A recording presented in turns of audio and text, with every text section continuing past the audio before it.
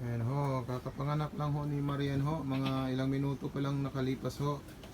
Ayan ho. Ayan, parang expect ko po sa kanya is parang expect ko po talaga dalawa tatlo pero isa lang yung lumabas. Pero okay na rin ho yun. Basta malusog lang yung kanyang anak.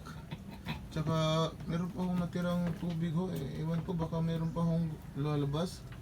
Tsaka pag ganito ho, linisin po natin yung area niya.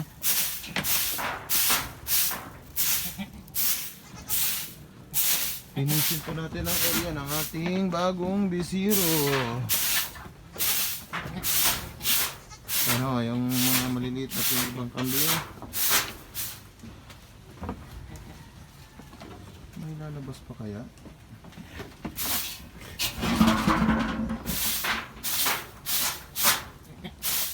Masigla po ang ating bisiro guys. Dapat panatiliin natin malinis ang bahay ng ating kambing.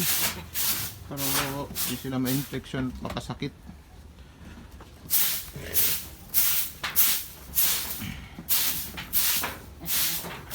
Linis din pag may time. Siguro, isa lang siguro. Pero malaki pa kasi yung tiyan niya guys.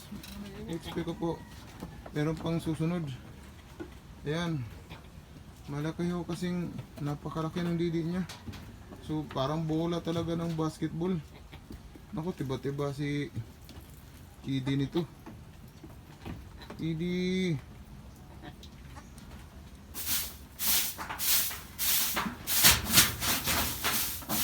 Di bali na yung mabagal ho. Basta may usad. Yun yung mukto natin ho sa ating pagkakambing. Bali ng mabagal. Basta ho may usad lang ho. Expectation ko po ngayong katapusan 30 po mga anak si Marian, pero ngayon lumabas na yung anak niya. Tsaka ito ho, sa katapusan din ito, purebred Anglo-Nubian.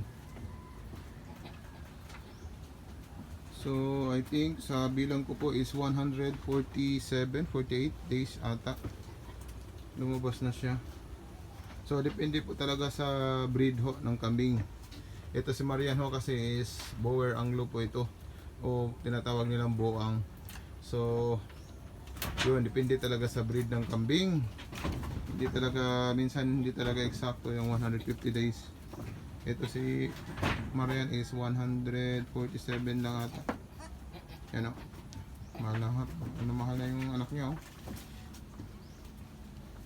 Yun, linisin mo.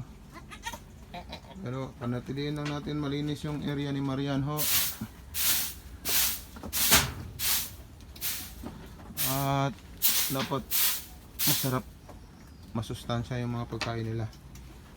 You know, it's a good day, it's a blessing for today, it's a nice day for us, for me, and to my little goat farm.